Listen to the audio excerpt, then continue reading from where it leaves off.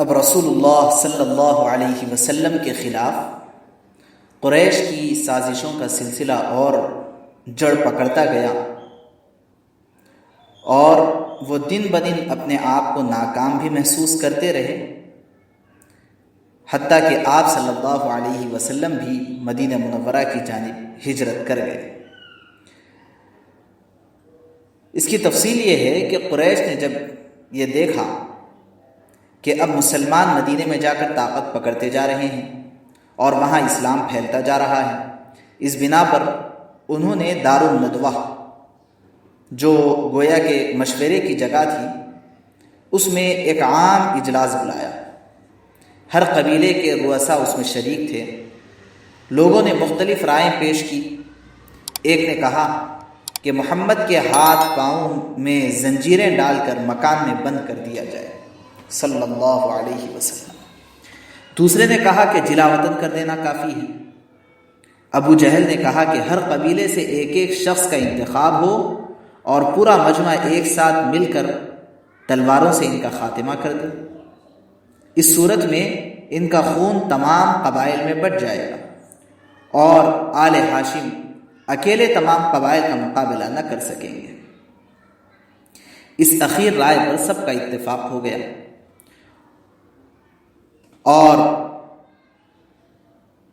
تیزی کے ساتھ وہ سب آئے اور رسول اللہ صلی اللہ علیہ وسلم کے آستانے مبارک اور آپ کے گھر کا محاصرہ کر لیا۔ اہل عرب کا مزاج تھا کہ وہ عورتوں کے مکان کے اندر گھسنا معیوب سمجھتے تھے، اس لیے باہر ٹھہرے رہے کہ جب آپ صلی اللہ علیہ وسلم نکلیں گے تو ہم یہ فرض ادا کر لیں گے۔ نعوذ باللہ من ذالک۔ رسول اللہ صلی اللہ علیہ وسلم سے قریش کو اس درجے عداوت اور دشمنی تھی، اس کے باوجود بھی آپ کی دیانت پر یہ ان کو اعتماد تھا کہ جس شخص کو کچھ مال یا اسباب امانت رکھنا ہوتا تھا وہ آپ ہی کے پاس لا کر رکھتا تھا۔ اس وقت بھی بہت سی امانتیں آپ کے پاس جمع تھیں۔ آپ صلی اللہ علیہ وسلم کو قریش کے یہ ارادے کی پہلے ہی سے خبر ہو چکی تھی۔ اسی بنا پر حضرت علی رضی اللہ عنہ کو بلا کر آپ نے فرمایا کہ مجھ کو ہجرت کا حکم ہو چکا ہے، میں آج مدینہ روانہ ہو جاؤں گا، تم میرے پلنگ پر میری چادر اوڑھ کر سو جانا اور صبح کو سب امانتیں جا کر واپس دے آنا۔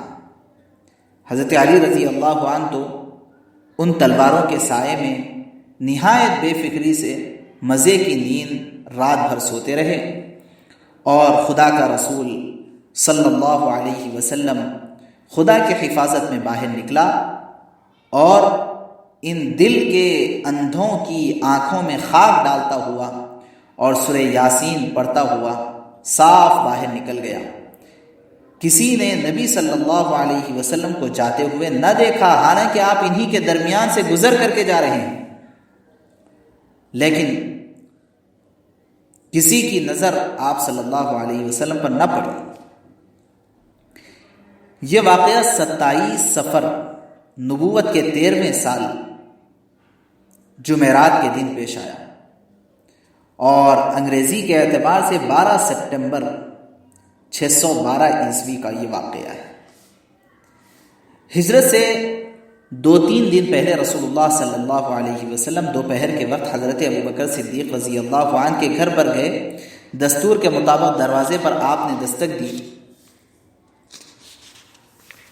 اجازت کے بعد جب گھر کے اندر تشریف لے گئے، حضرت ابوبکر رضی اللہ عنہ سے فرمایا کہ کچھ مشورہ کرنا ہے، سب کو ہٹا دو۔ بولے کہ یہاں آپ کے حرم کے سوا اور کوئی نہیں ہے، یعنی حضرت عائشہ رضی اللہ عنہ اس وقت حضرت ابوبکر کے پاس تھی۔ آپ صلی اللہ علیہ وسلم نے فرمایا مجھ کو ہجرت کی اجازت ہو گئی ہے۔ حضرت ابوبکر رضی اللہ عنہ نے نہایت ہی بے تابی سے اور بے چینی سے کہا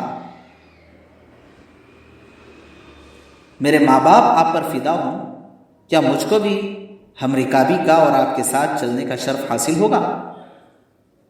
آپ نے ارشاد فرمایا ہاں۔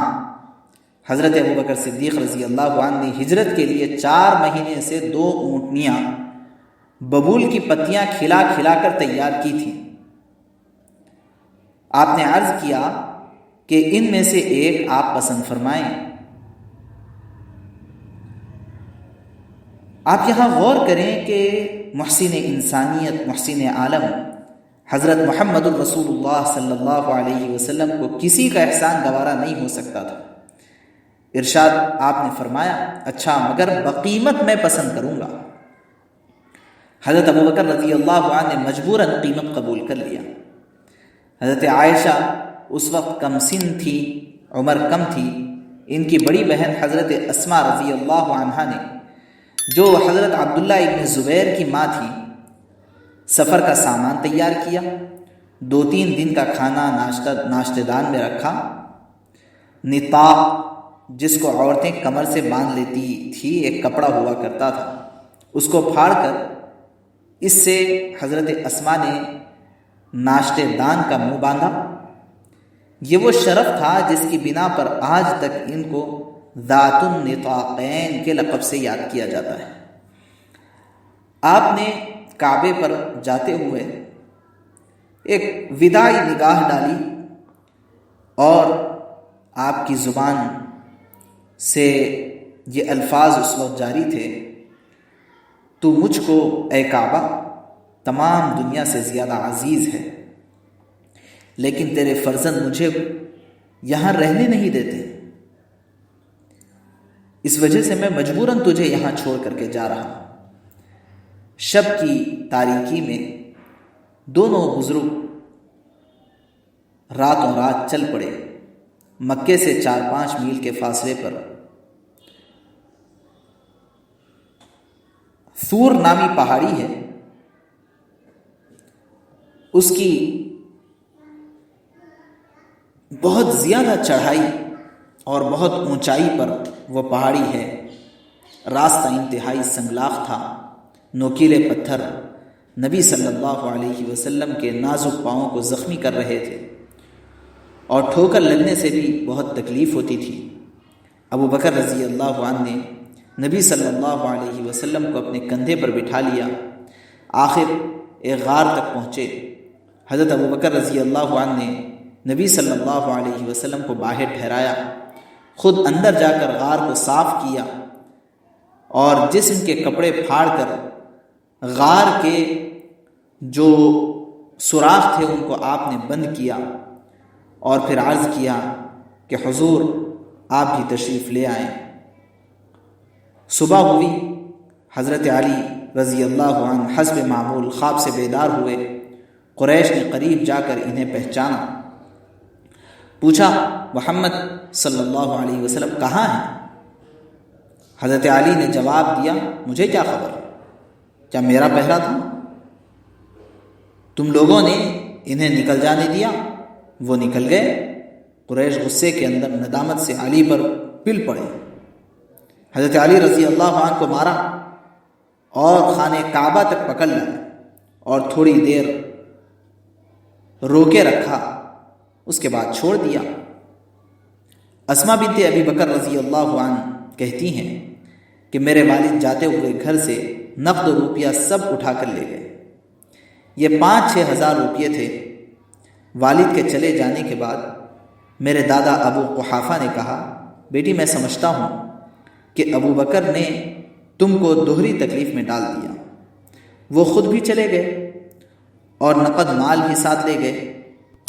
حضرت اسماء رضی اللہ عنہ بولی، دادا جان وہ ہمارے لیے کافی روپیہ چھوڑ گئے۔ حضرت اسماء رضی اللہ عنہ نے ایک پتھر لیا اور اس پر ایک کپڑا لپیٹا اور جس گڑھے میں روپیہ ہوا کرتا تھا وہاں وہ پتھر رکھ دیا اور پھر دادا کا ہاتھ پکڑ کر لے گئی۔ ابو قحافہ کی آنکھیں جاتی رہی تھی، نظر نہ آتا تھا، اور حضرت اسماء نے کہا، دادا جان ہاتھ لگا کر دیکھو کہ مال موجود ہے۔ انہوں نے اسے ٹٹولا اور پھر کہا، خیر جب تمہارے پاس سرمایہ کافی ہے تو ابو بکر کے جانے کا کوئی غم نہیں۔ یہ ابوبکر رضی اللہ عنہ نے اچھا کیا، یہ ابوبکر نے اچھا کیا، اور میں سمجھتا ہوں کہ تمہارے لیے کافی انتظام وہ کر گئے۔ حضرت اسما رضی اللہ عنہ کہتی ہیں کہ یہ تدبیر میں نے بوڑھے دادا جان کے اطمینان قلب کے لیے کی تھی، ورنہ والد بزرگوار تو سب کچھ نبی صلی اللہ علیہ وسلم کی خدمت کے لیے ساتھ لے گئے تھے۔ یہ چاند اور سورج دونوں 3 روز تک اسی غار میں رہے۔ حضرت ابوبکر رضی اللہ عنہ کے بیٹے عبداللہ جو نوخیز جوان تھے، رات کو غار میں ساتھ سوتے، صبح اندھیرے میں ہی شہر چلے جاتے اور پتہ لگاتے کہ قریش کیا مشورے کر رہے ہیں۔ جو کچھ خبر ملتی شام کو آ کر آپ صلی اللہ علیہ وسلم کو سنا دیتے۔ حضرت ابوبکر رضی اللہ عنہ کا غلام کچھ رات کے بعد بکریاں چراتا ہوا وہاں لاتا، آپ صلی اللہ علیہ وسلم اور حضرت ابوبکر ان کا دودھ پی لیتے۔ 3 دن تک صرف یہی غذا تھی۔ قریش حضرت صلی اللہ علیہ وسلم کی تلاش میں نکلے، ڈھونڈتے ڈھونڈتے غار کے دہانے تک آ گئے۔ آہٹ پا کر حضرت ابوبکر رضی اللہ عنہ غمزدہ ہوئے اور آپ صلی اللہ علیہ وسلم سے عرض کیا کہ اب دشمن اس قدر قریب آ گئے کہ اگر اپنے قدم پر ان کی نظر پڑ جائے تو وہ ہم کو دیکھ لیں گے۔ آپ صلی اللہ علیہ وسلم نے فرمایا لا تحزن ان اللہ معنا، گھبراؤ نہیں، خدا ہمارے ساتھ ہے۔ چوتھے دن آپ غار سے نکلے۔ عبداللہ بن اریقط ایک کافر جس پر اعتماد تھا، بھروسہ تھا، رہنمائی کے لیے اجرت پر مقرر کر لیا گیا تھا، وہ آگے آگے راستہ بتاتا جاتا تھا۔ ایک رات دن برابر چلے گئے۔ دوسرے دن دوپہر کے وقت دھوپ سخت ہو گئی تو حضرت ابوبکر رضی اللہ عنہ نے چاہا کہ رسول اللہ صلی اللہ علیہ وسلم سائے میں آرام فرما لیں۔ چاروں طرف نظر ڈالی، ایک چٹان کے نیچے سایہ نظر آیا۔ سواری سے اتر کر زمین جھاڑی، پھر اپنی چادر وہاں پر بچھا دی۔ آپ صلی اللہ علیہ وسلم نے آرام فرمایا تو تلاش میں نکلے کہ کہیں کھانے کو کچھ مل جائے تو لے آئیں۔ پاس ہی ایک چرواہا بکریاں چرا رہا تھا۔ اس نے کہا کہ ایک بکری کا تھن گرد و غبار سے صاف کر دے، پھر اس کے ہاتھ صاف کرائے، اور حضرت ابوبکر رضی اللہ عنہ نے دودھ دوہا، برتن کے منہ پر کپڑا لپیٹ دیا کہ گرد نہ آ جائے۔ دودھ لے کر آپ صلی اللہ علیہ وسلم کے پاس آئے اور تھوڑا سا پانی ملا کر پیش کیا۔ آپ صلی اللہ علیہ وسلم نے پی کر فرمایا کیا ابھی چلنے کا وقت نہیں آیا؟ آفتاب ڈھل چکا ہے، اس لیے آپ وہاں سے روانہ ہو گئے۔ قریش نے بڑے بڑے اشتہار دے رکھے تھے کہ جو شخص محمد صلی اللہ علیہ وسلم یا ابوبکر کو گرفتار کر کے لائے گا اس کو 1 خون بہا کے برابر یعنی 100 اونٹ انعام دیا جائے گا۔ سراقہ نے یہ سنا تو انعام کی امید میں یہ نکلا، عین اس حالت میں کہ آپ صلی اللہ علیہ وسلم روانہ ہو رہے تھے۔ اس نے آپ کو دیکھ لیا اور گھوڑا دوڑا کر قریب آ گیا، لیکن گھوڑے نے ٹھوکر کھائی، وہ گر پڑا۔ ترکش سے فال کے تیر نکالے کہ حملہ کرنا چاہیے یا نہیں، جواب میں نہیں نکلا۔ لیکن 100 اونٹ کا گراں بہا معاوضہ ایسا نہ تھا کہ تیر کی بات مان لی جائے۔ یہ اہل عرب میں ایک طریقہ تھا کہ جب وہ کسی بات میں کنفیوز ہوتے تو اپنے کچھ تیروں پر ہاں کچھ تیروں پر نہ لکھ دیتے اور لکھ کر کے ان تیروں کو نیچے ڈالتے، آنکھ بند کر کے کسی ایک تیر کو اٹھاتے، اگر ہاں نکلے تو وہ کام کر لیتے اور نہ نکلے تو وہ کام نہیں کرتے۔ اس نے ایسے ہی کیا کہ سامنے رسول اللہ صلی اللہ علیہ وسلم موجود ہیں اور 100 اونٹ کا انعام اسے بے چین کر رہا ہے، تو آپ کو قتل کرنا چاہیے یا نہیں، اس کے لیے اس نے ہاں یا نہ کے تیر ڈالے۔ وہ تیر میں اگرچہ کہ نہ نکلا لیکن اس کے باوجود بھی 100 اونٹ کا انعام اسے بے چین کر رہا تھا۔ چنانچہ وہ دوبارہ گھوڑے پر سوار ہوا اور آگے بڑھا۔ نبی صلی اللہ علیہ وسلم قرآن مجید کی تلاوت کرتے ہوئے اور مالک حقیقی سے لو لگائے ہوئے بڑھے چلے جاتے تھے، اب کہ گھوڑے کے پاؤں گھٹنوں تک زمین میں دھنس گئے۔ گھوڑے سے وہ اتر پڑا اور پھر دوبارہ فال دیکھی تیر ڈال کر کے۔ اب بھی وہی جواب تھا کہ آپ پر تیر نہ چلایا جائے، لیکن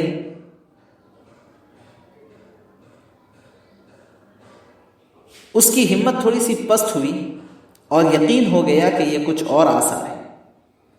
آپ صلی اللہ علیہ وسلم کے پاس آ کر قریش کے اشتہار کا واقعہ سنایا اور اپنا سامان آپ صلی اللہ علیہ وسلم کی خدمت میں پیش کیا کہ یہ قبول کر لیں۔ آپ نے معذرت کی اور صرف یہ خواہش ظاہر کی کہ آپ صلی اللہ علیہ وسلم کا پتہ نشان چھپائے رکھے۔ سراقہ نے اس درخواست کو قبول کر لیا اور کہا کہ مجھ کو امن کی تحریر لکھ دیجیے۔